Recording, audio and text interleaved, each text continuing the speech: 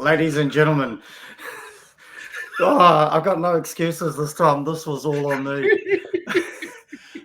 Ladies and gentlemen, welcome to what can clearly only be described as the Circus of Safety Videocast, where Andy, my mate in the bottom, Des, my mate to the right, and myself, try to take you on a journey through the world of workplace safety, clearly with a little bit of laughter, unprofessionalism, incompetence, and downright humour. So, welcome.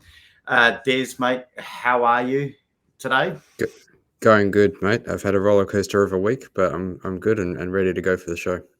Nice. Well, clearly, mate, what I really value about you, Des, is you're just this rock, mate. I know you're weak. I know what's happened, and look at you. You've turned up. Your computer's not even on mute, mate. You're like, hang on. What's going on, Andy? Yeah. Oh no! Come on. Are you for real? What? Hang on. So this is. You wonder why the band nearly broke up. You wonder why. Like, look at this. So we've got followers on our Facebook page, on our LinkedIn page. Actually, we don't do Facebook, but people on our LinkedIn page posting photos of mugs, and you two clearly have a Circus of Safety mug. All I've got is my my keeper cup. What's going on? Like, Andy, I thought we're friends. We are. So it's not what you know then in this game. It's clearly who you know, right? And obviously, I don't know the right people. Well, no, there's one in the post. Just like the check, right? Yeah, I keep getting told I'm getting paid for this show, but I ain't seen that happen yet either. Although I just want to take this opportunity to thank Sign On Site. That's who's powering me today. Look at the quality of my camera, and apart from my incompetence about muting, I think I sound dashing. So again, a big thank you to the team at Sign On Site for powering me through the show, because clearly I need all the help I can get. Hey, listen, Andy, how have you been this week, mate? Apart from clearly gloating with your fantastic Circus of Safety mugs. It's been a good week. It's interesting that you talked about the band nearly split up a few weeks ago, and until the mug incident recently, a few minutes ago, I generally thought that this week we were being closer than ever, because we all tried to help and rally round Des when he was in dire straits. And I just sort of felt the love, and it was lovely. Did we really rally around Des, or did we just really want to be nosy? We called him. We tried to call him. We did. And it was a beautiful three-way harmony, really, wasn't it? Yeah. I don't know if Des appreciated it much. We're not giving him an opportunity to say otherwise. So we'll just keep moving. So Des can't tell us that he didn't appreciate the love and araha that went out to him this week. Although, listen, actually, we just how's your week been, Brenton? Mate, my week's been amazing. I was just saying to Des, I'm busy as a beaver. Although I've never, beaver's always busy, I guess, which is a fascinating thing. Well, I wonder if busy as a bee is a more of an appropriate terminology, but that's how I live my life. That's how I roll, and I'm in my happy place. So, living the dream. Thank you, Andy. Thank you for asking. Hey, just before we crack into this week's show, I just want to reflect on episode 10, because this is obviously episode 11. And I thought we'd hit the bottom, right? I thought we couldn't take the show any further. And I was just looking back through some of the show notes, and although she did get a mug as part of this, Sarah Tizard, I mean, who would have thought, right? We went from the dizzying heights of talking about safety, high professionalism, to talking about Dr. Seuss. And what, I mean, the topic, look, honestly, I was trying to, we're trying to engage in this professional show, and here we're off discussing the qualifications of Dr. Seuss. I mean, how's anyone supposed to take this show seriously when we talk about things like that? I don't know. So hopefully this week we can kind of lift our game a little bit and talk about something professional. But as always, before we do that, Des, I need to ask you to please just make sure we're covered, mate. Sure. And over the last couple of weeks, I've been looking into disclaiming differently a bit more. Nice. And last week I came across a disclaiming theory that's new to me. And it's the theory that a lot of liability in disclaiming comes from a person's behavior rather than the disclaimer itself. And it's Wow. behavioral-based disclaiming. I'm going to try it out today. So instead of a normal disclaimer at the beginning of the show, I'm going to spend the duration of the show observing the disclaiming behaviors of us, the hosts. Wow. Okay. Oh, wow. Our things I'll be looking for are comments of a general nature and avoiding behavior that might cause someone to rely on our dialogue instead of seeking specialist advice, and also Okay. disclaiming behavior generally. And I'll be able to provide feedback on areas of improvement and also intervene if I see poor disclaiming behaviors. You're gonna hang on, whoa. You mean you're gonna jump in and tell us what to do? Yes, absolutely. It's behavior-based disclaiming. Okay. Well, so I'm just Des, I'm just kind of sorting out my show notes here, mate, because I know I may come across as disorganized, chaotic, not having a clue. And I mean, looking at my show notes would suggest, oh no, you can't see that. There's actually nothing on them. So I'm going to make a note, the very first note on my show notes, to check back in with you later to see how we did. Is that a fair call? I think so, yeah. Okay, cool. Anything else from you, Des, before we carry on the show? That's all from me. I'm keen to see what we get on the wheel this week. I've got a few topics that I want to talk about. Oh, do you want to share? What topic are you looking forward to? I really want to talk about passion and safety. Wow, love it. Yeah. Andy, anything particular for you, mate? Yeah, risk and hazards. There, safe old Andy, right? Safe old Andy. Yeah, listen, I can't believe that I'm saying this. I'm actually looking forward to. Hopefully, it's about are good intentions enough? I guess the way my week's gone, I'm really interested to chat about that. So, without further ado, let's bring up the wheel. Are we ready for this, gentlemen? Absolutely. Let's do it. Okay, here we go.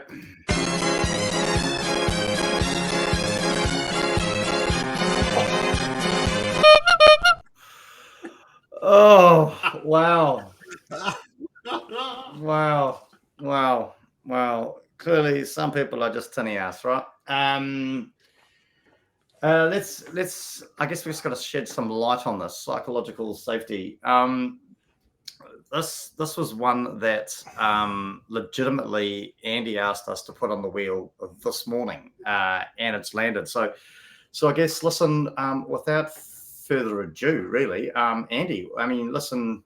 What are your thoughts, mate? One word, your initial excitement, I guess, or shock, with that landing up on the wheel. Psychological safety. I mean, am I even saying it right? I think that's my first question. Yeah. I think you're saying it right. I was keen to put it up on the wheel because it's not. I don't think it's particularly well understood of what it actually is. And I think when I mentioned it on the wheel, the response from you guys was, "Haven't we sort of touched on that already with the well-being wellness one?" But it's actually something quite different. It's related to that field, but it is actually quite different. So Okay, what I well, think would be quite cool would be push it back to you guys and say, what do you think it is? Mate, who's hosting the show? Just because listen, mate, I'm just going to be the guy asking the questions because I actually have no idea what you're talking about. So let's jump over to Des. Des, I mean, what are your thoughts? I mean, listen, let's be fair. I think we all agree Andy's a bit of a bit tinny on this. You know, it always seems to land in his court. What are your thoughts on psychological safety? Not a lot, actually. I could not give you a textbook definition of what it is, and I've got a sense of what it might be about, and it might be completely misguided. But an example might be where you have a points reward system for doing safety related things, and if you don't get enough points, you get some sort of retraining. If you get enough points, you get some sort of reward, and so that carrot and stick approach might be considered like a psychological safety initiative, and I think that's well and truly been sort of debunked as a particular thing, but maybe that's an example of psychological safety. I'm not sure. Keen to know what Andy thinks. Okay, well that's cool. Well, yeah, that's great. I'm glad somebody has at least having a guess, because I don't even know where to start on this. To be fair, again, just kind of clearly showing who the intelligent, intellectual beings of this show are. So psychological safety. I mean, yeah, for me, like I said, I got to be honest. I think that was one of my comments, Andy, earlier on. Is haven't we sort of already haven't we touched this? And I guess this goes back to hashtag the Circus of Safety Dictionary, right? Do we need some clarity around what these things actually mean? Because otherwise we end up getting wrapped up in all this terminology, don't we? And we end up using terms interchangeably, and it happens to the best of us. But Addison, just before we jump on and carry on, you've been challenged to please define the word special. I'm not sure if you want to have a crack at that. Mark Gummer has suggested it would be great to hear that if you were willing to share. Yeah, I was trying to pick the context, and it might be from the disclaimer about people seeking specialist advice, but let's go with that. Yeah, so how do I define special in that context? So would you consider be a subject matter expert? Would you consider what is happening right here, right now, specialist advice? No, and that would be an example of a poor disclaiming behaviour. Awkward. Yeah. Okay. Cool. Yeah. Well, maybe Mark can put some more definition around his definition, I guess, would be the way to go. But let's jump into it. Back to you, Andy. So this was your topic, mate. You wanted this on the board. So can you help us understand a little bit more about where you're coming from and what this is all about? Yeah, so it's a tag name for a field that you're probably all familiar with. We all call it something else. But it's basically psychological safety is this belief that people won't be punished or humiliated for sharing ideas, questions, concerns. It's all to do with that sort of tied in with safe learning space that you'll probably be familiar with, Brenton, that you create when you deliver training. And it's tied in with create when I deliver just training, culture and other things like that. Cool. Yeah, so a good example of poor psychological safety would be this show, right? I feel belittled. You two have got mugs, I've got nothing. Would that be a good example of poor psychological safety? It would be. But then again, you have made the point that you want a mug, and you took that psychological risk there to put it out there that you felt left out. So it's that sort of behaviour. It's understanding that we need people to be engaged in safety, whatever that is, and the only way that we'll get the truth is if people feel comfortable to report stuff. So it does link to other aspects of safety, but it's not really safety in the classic sense, if that makes sense to people. I don't know, Des, does that make sense to you? And does that provide any kind of greater clarity on where Andy is kind of going with this topic? No, it's making me, when you talk about making it safe to speak up and challenge things, it reminds me of safety climate. Would that be fair to say? Yeah, absolutely. Safety climate. Yep, absolutely. Okay. Like I'm looking outside and the weather's looking pretty good. So there's let's kind of, mate, remember, think about when you're delivering these high level glorious pieces of advice. Could you just remind yourself you're dealing with the lowest common denominator here, and just kind of, what are we talking about in terms of safety? I mean, this safety climate, is it another catchphrase, another piece of jargon, another thing? Because I mean, I'm looking outside. It's slightly overcast, mild wind, but moderately good temperature. What are you talking about when you talk about safety climate? It's the environment in which the safety culture exists. That's my understanding of it, but I'm happy to put my hand up and say that by no means an authoritative source on that. I really don't know, and I would defer to Andy on that one. Andy, I mean, you see, this is beautiful because this is a great example of it. Like I took the brave step of saying, let's put psychological safety on the wheel. Can't even say it. Yeah. Based upon this conversation, I'm unlikely to suggest anything for the wheel ever again. because I don't feel psychologically safe to do that. I So tend this to is agree with you. This is a beautiful. I tend to agree. Yeah, absolutely. And the way that my screen's set up now is I'm at the bottom and you two are above me looking down at me. And that's quite intimidating, you know? So that's what psychological safety is where we don't have that sort of connection. Yeah, it's this idea where you say that's better now.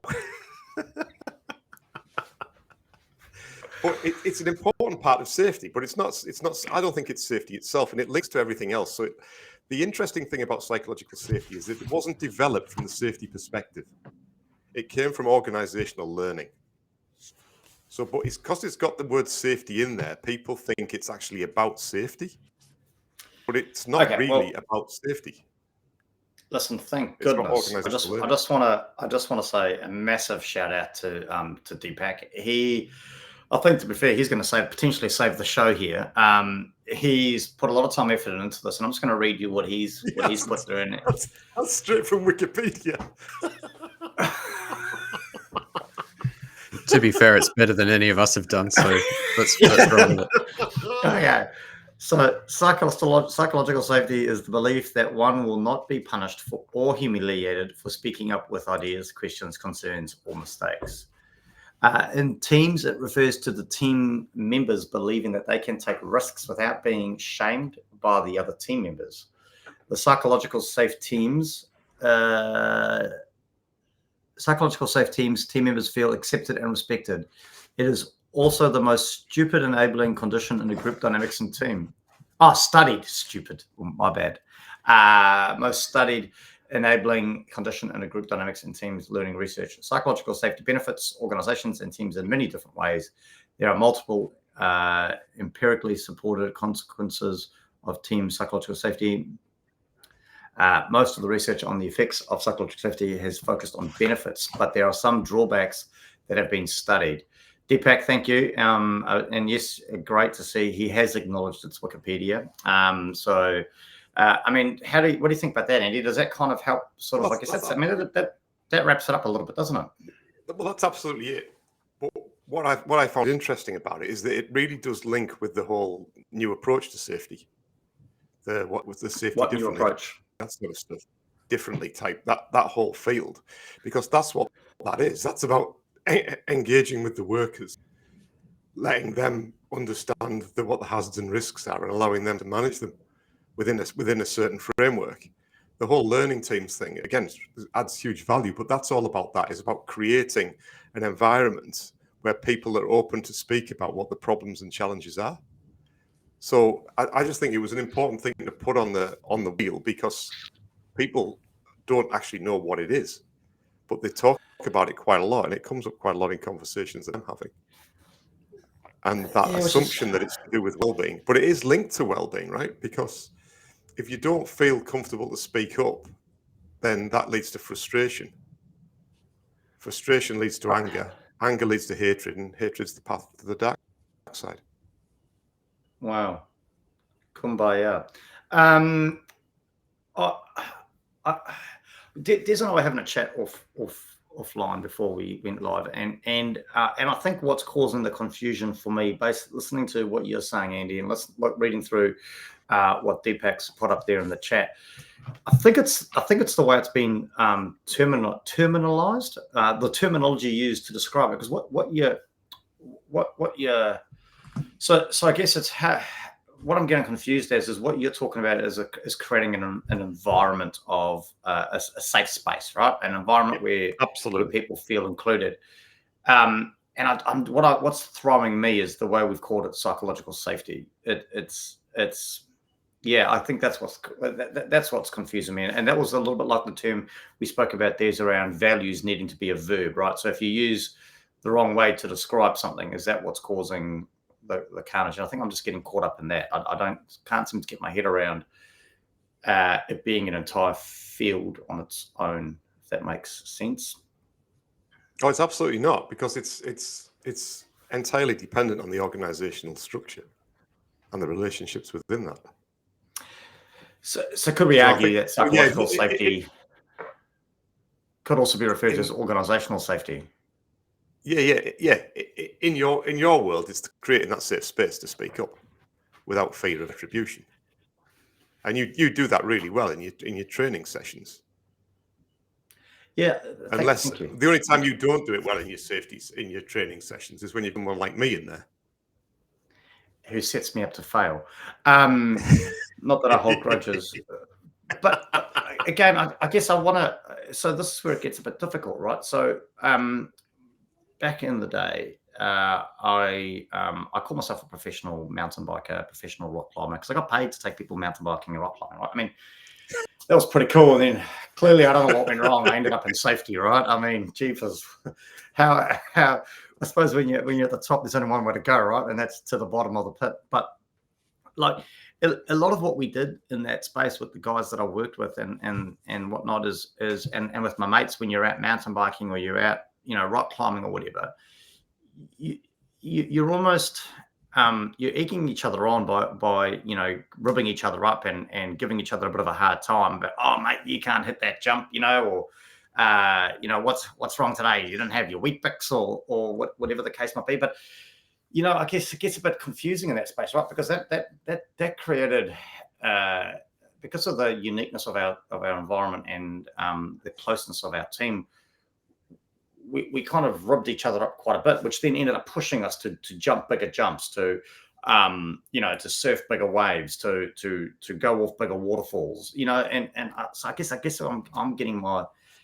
Is that a bad thing? I guess I don't know. Is that what's causing my confusion? Is as someone else in the fire service, you become so tight knit with a crew of 4 people. You give each other grief, right? You rib each other up. I mean, look at us. Look at the banter we're causing, right? But I guess that's where it gets a bit confusing for me, a bit too touchy-feely, to be fair. But on the flip side, you do create amazing environments in when you're facilitating, which is safe for your people, isn't it? You're making me blush. Des, I mean, what are your thoughts, mate? You've been pretty quiet on this. I'm actually keen to know what impact this has in the context of just culture and no blame, because that's something that's kind of been front of my mind for a long time, is the just culture systems and no blame systems and what that means. And I'm keen to know how this can apply to that. I think they're all interlinked, but this is what's interesting about this is that safety, as I think I've mentioned in the past, I don't think safety it's not a subject in itself. It's not a pure subject. It's the application of knowledge and resources of different fields. And to me, reading about psychological safety, it draws heavily from organizational learning, from just culture. It's all those sorts of things, but it's just being badged something differently. I think Brenton made the really valid point is I was only really drawn to it because of the word safety. and that sort of drew me into it. When the reality is it's more to do with organizational learning. It's more to do with the root causes of accidents than it is to do with stopping bad stuff happening at the operational level, if that makes sense. So it's not about controlling hazards. This is about people not reporting stuff. This is about people saying, this never works. This is about people saying, I'm constantly getting electric, but I don't want to report it. It's all that sort of stuff. Yes.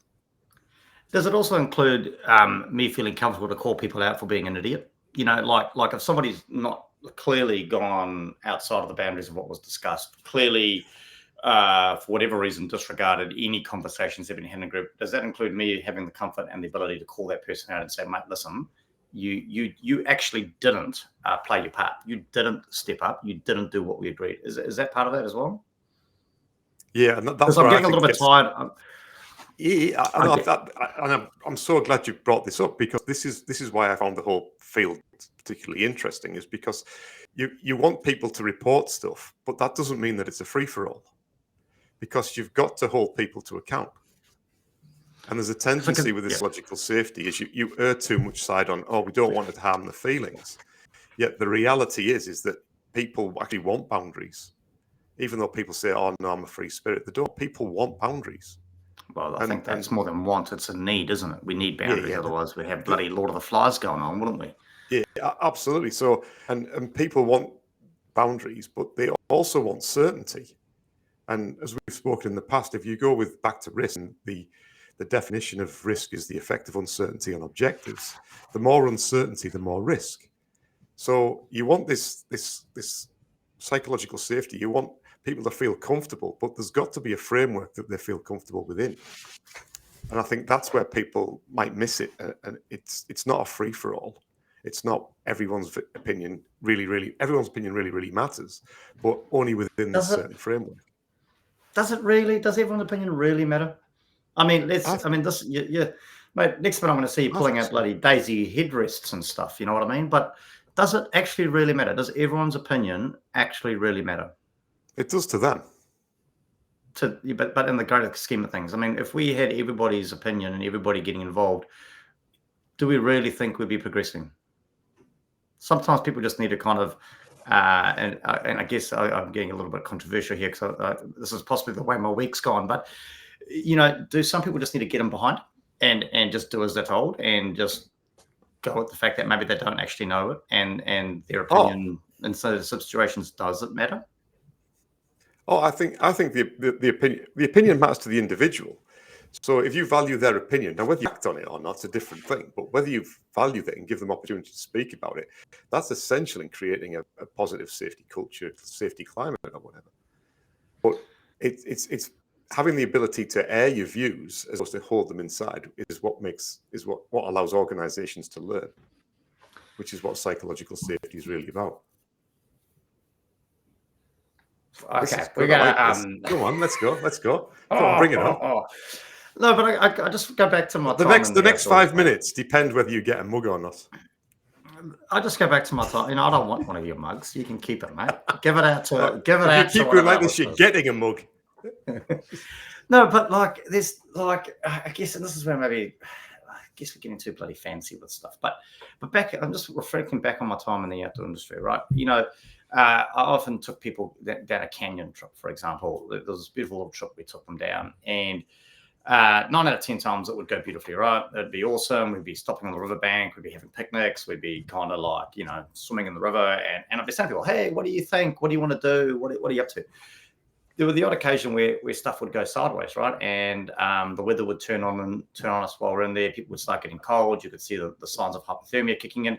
And mate, at that point, I didn't actually care what they thought. And their opinion didn't matter. And my job was to get them out of there and to get them out of there as quickly and as effectively as I could. And I wasn't asking them what their opinion was. I actually it didn't matter to me. I was watching signs and symptoms. You could see signs and symptoms because these were inexperienced people in an inexperienced environment that was foreign to them. That probably never experienced hypothermia before. They probably never understood what it does to your mental state. And so I wasn't going to start asking their opinion. I was just like, we're doing this, whether you agree or not. Let's go, and we'll do it. So I just get worried that and I don't know if I've gone off tangent here, but I just that's where this worries me a little bit. Everybody's opinion matters. Well, I don't actually know if it does at all times. Oh, I think it always does to the individuals whose opinion it is. And therefore, you've got to take that into account because that's how you meet the need. That's how you meet the needs of your group. That's how you create dynamic and add value to people. People want to feel valued. It's a case of mind over matter. I don't mind, and you don't matter. But that's where I'm going though, Des. Like I mean, yes, I get that their opinion matters to them, right? But at the end of the day, there was an expectation that I was going to provide a safe experience, and so at some point, their opinion went out the window about how we're going to do that. And it was about my training, my experience, my skill set that got them out of that river. And for 18 years, I got everybody home safe, right? So were they psychologically safe, though? That's what I would throw back that at you. Yeah, they might have come out physically safe, but were they psychologically damaged?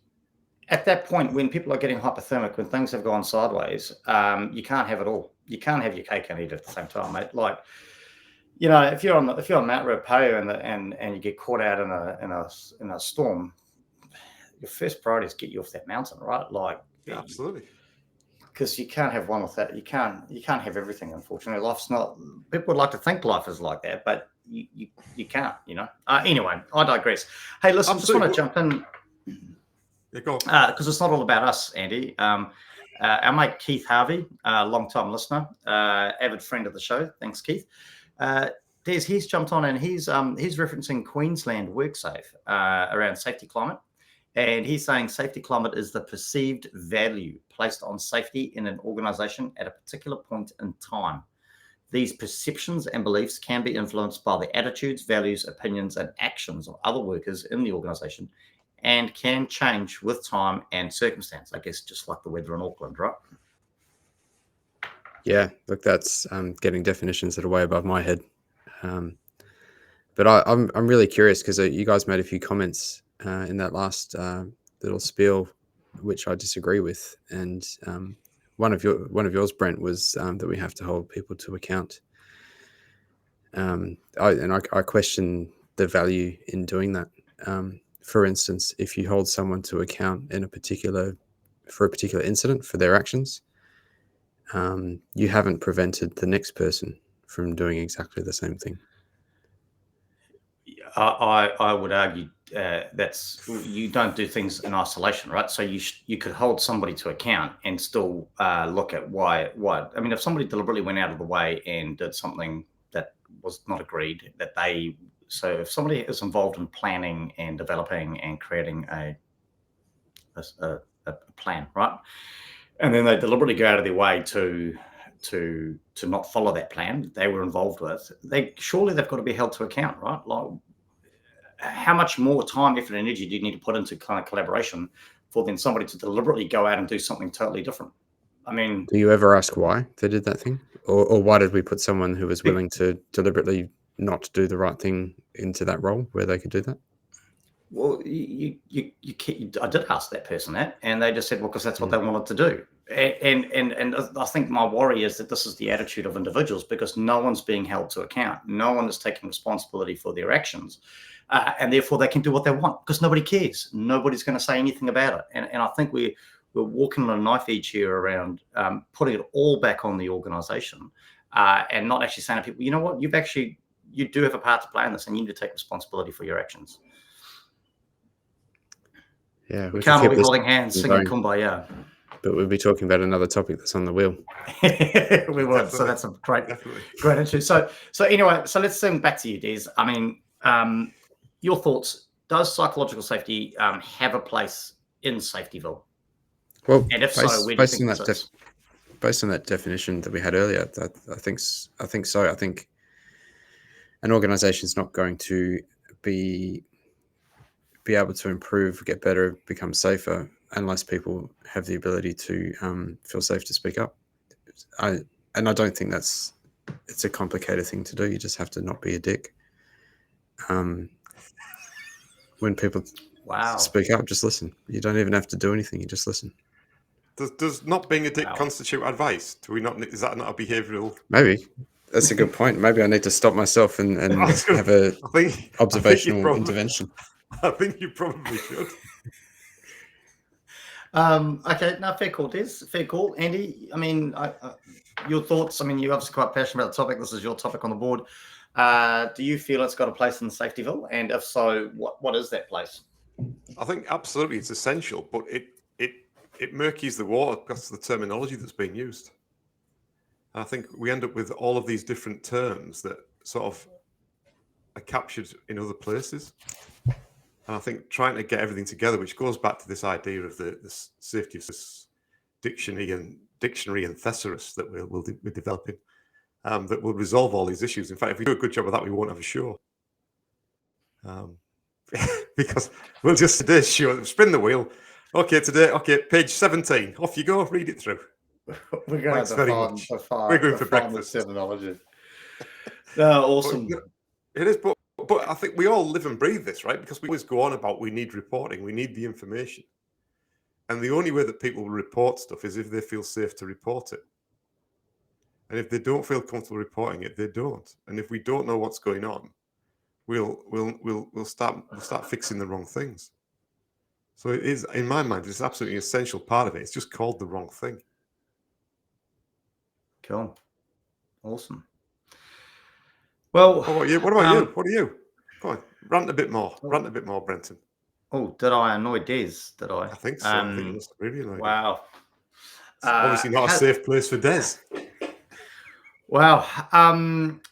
We can say what we like. The lawyer's not here. Hey, so now he's accused. I'm getting text messages of being accused of kicking him off the show. This has turned to chaos, mate. This band is. I don't know how we've survived 11 shows, but listen. Again, I don't want to sound like I'm contradicting myself. I think it's got a place in safetyville. I do. I tend to agree with you, Andy. I think we're getting caught up in a misunderstanding around what that is. And for me, it is very important. Can you maybe just message Des and let him know we're still live? Yeah, he's just sent me an expletive. Should we start reading that out? So my worry is we're going too far to the one on the one angle where we're so worried about not hurting people's feelings. And I get that, and I am, but I think it's taken us too far to the left or right or whatever angle it is. I don't want us to see a place where people like myself don't feel safe or secure to call people out when, mate, that people do stupid things. I'm not going to lie about that. There are some absolute muppets out there. And I don't want to see us create a place where people can't be called out, where people are too worried about saying what is, calling stuff out. And we need to be able to call stuff out, and we need to create a safe place in order for people to do that. It can be done respectfully, and it can be done, with respect to the individual. And I'm not saying we go out there and belittle people, but my worry is, as soon as somebody goes in and says something about, calls somebody out on something, they're like, "Oh, you're hurting my feelings." Really? Suck it up, buttercup. And actually take responsibility for your actions. And I guess my worry is that we're going too far the other way, right? Where we're all more worried about the individual receiving the feedback, or the individual getting it and the individual actually delivering. But that's kind of my thoughts. I think that's a really good example, and it sort of reflects society to a degree. I think what's interesting in the safety context, though, is that you're almost balancing there the psychological harm versus the physical harm. If you if you hurt somebody's feelings, then they lose their arm. It's the magnitude's completely different. So yeah, but I mean, Des hard. He's just a bit off the pace, isn't he? Oh, hey, Des. Well, he's had a tough week this week, mate. So let's leave it there. So hey, while Des tries to sort himself out, Andy, I mean, so I guess. I know you've probably touched on a little bit, but do you see any sort of pros to psychological safety? Yeah, I think you've got to do it. I think I wouldn't call it psychological safety in organisations. I think it's just another term and jargon that is just not helpful. It's just let's try and minimise the amount of different terms we use in our field. And let's just get on and do it, eh? Hey, Des, welcome back, mate. Thank you. I noticed I've been relegated to the bottom of the screen, so due punishment. I think that's just culture in action right there. Yeah, mate. Yep. That is sorry about that. I don't know what happened. My computer just disintegrated. But maybe it was overcooked, or the poor disclaiming behaviours just overcooked the system, and here we are. Hey, so Des, mate, hopefully, I know you probably missed part of the conversation, but I mean, your thoughts, do you see any pros to psychological safety in Safetyville? Yeah, totally. I think if you're going to genuinely learn from practices and safety incidents, you need to have a psychologically safe place for people to talk about it. Great. And not fear retribution, not fear outcomes that would be unfair. That's beautifully articulated. I mean, what are your thoughts? So, do you see any traps to psychological safety, Des? I mean, if we, with this term bantering around. Yes, people might feel like if their input is not valued, they might not want to speak up. So maybe there needs to be a decent feedback loop. And I think New Zealand in general does that pretty well. The whole consultation process. New Zealanders are very strong in that, and I think that's a good way of making a safe place for people to speak up. Cool. Awesome. Andy, what about you, mate? Any traps in psychological safety that you see? Yeah, I think the biggest trap I've indicated is around the term itself. I think the actual content of it, the principles behind it is good, but I just don't think the words psychological safety are that helpful. A bit misleading. Yep. No, fair enough. That's a good call. Yeah, I think I've made my views on this. The trap's pretty clear. I'm just my worry is we're going too far to one direction, and a psychological safe place needs to be safe for both parties, right? The person receiving the feedback or whatever, but also the person delivering, without feeling threatened that they're going to have an HR complaint or something. So maybe, in fact, what I should probably actually do is call out to see if there's any HR lawyers that would be prepared to defend me in a court before I start kind of rabbiting on a little bit too much more. So if anyone out there is prepared to defend me and my big mouth, listen, again, clearly I'll do anything for free stuff. I'll stop you there, Brent. There's a behavioural-based disclaiming intervention underway. Oh, you're kidding me. Damn it. Hey, Des, I'm just going to ask before we kind of start wrapping up the show, have you been keeping score? Yeah, in fact, it's disappointing all around. The disclaiming liability performance at this group is pretty disappointing. Wow. That is that's it. That's it. Wow. That's it. That's all we get. Hey, Andy, we needed to create a psychologically safe space, mate. I need a number. You can't just say that. Give me a number. Okay. 7. Awesome. Anyway. 7. Hey, I'm going to leave Andy to last on this next part of the show. But Des, any thoughts, mate, wrapping up this topic, psychological safety? Yeah, I think I'm glad we talked about it, actually, because there's a lot to unpack there, and it affects a lot of other areas: investigations, training, just culture, things like that. It's a topic that could go anywhere. Yeah, cool. No, well said, Des. My thoughts exactly. I think what I've probably taken away from this is it reinforces even more so, and I think this is one of our traps into safety, right?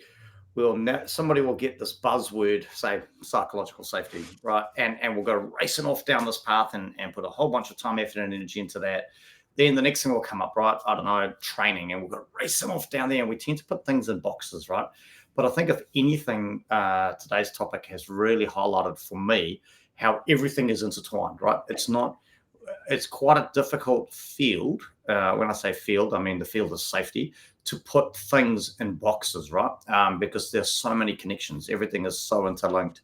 So that's been a big highlight for me this show for sure. Andy, I mean, again, this was your topic of choice. Do you want to wrap us up with your thoughts on the conversation today and where you're currently sitting versus where you maybe were sitting at the start of the show? No, I think you've the pair of you have seen the light. Clearly, you felt comfortable to express your views. It's never really been a problem with you, Brenton, and I've known you for a number of years.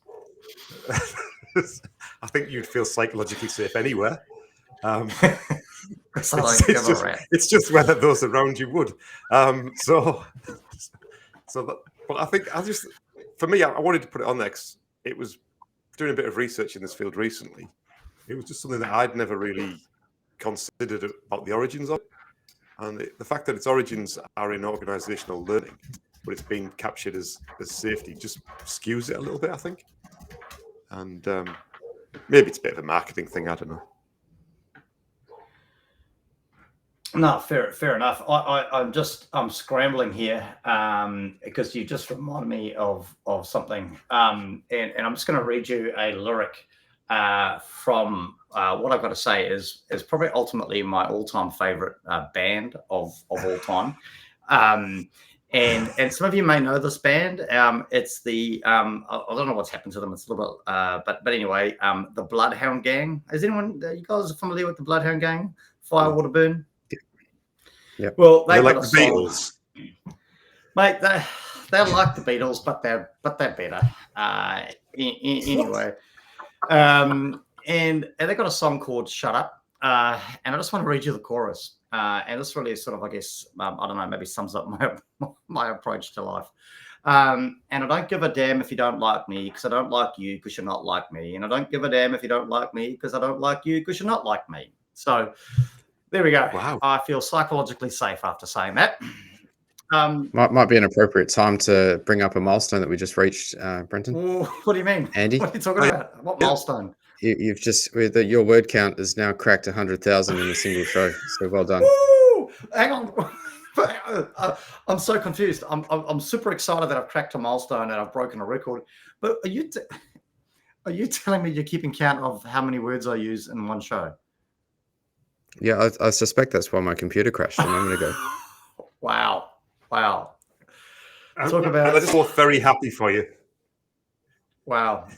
Awesome. Thank you.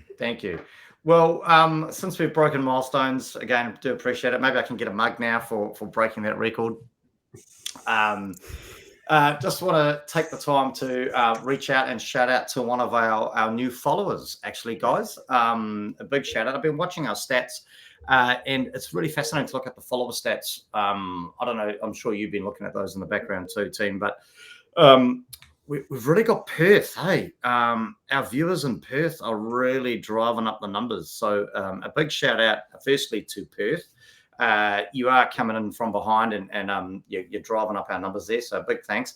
Again, listen, the three of us would love to come to Perth and do a show live in Perth. So let's see if we can try and make that happen in 2024. That'll be awesome. But just want to shout out to, and again, I hope I get this right. I do apologize if I get this wrong. Jason Borokskvi. I hope I got that right. Jason is a human resources manager and a health and safety advisor. So a big shout out to Jason. He is based out of Motueka in Tasman in little old Aotearoa. So big shout out to you, mate. Thanks for tuning in. Thanks for listening to the Circus of Safety. It's been nothing but a pleasure. So, boys, Andy, anything exciting in the next 2 weeks for you, buddy? Oh, heaps of exciting stuff. Developing some really cool online training modules at the moment. Fantastic. Having a lot of fun doing that. Really good.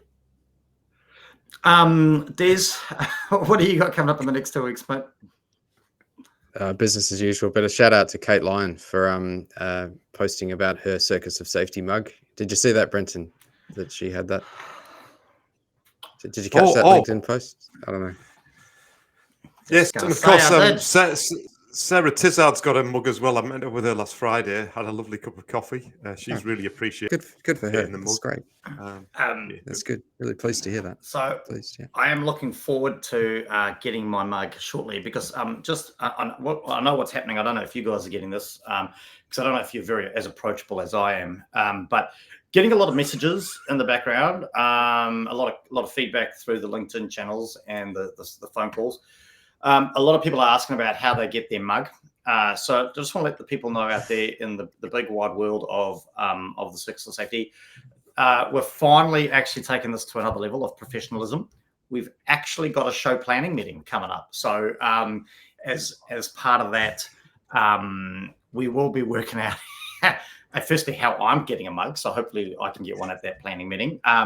And secondly, how the rest of you out there in the wide world of the internet can as well.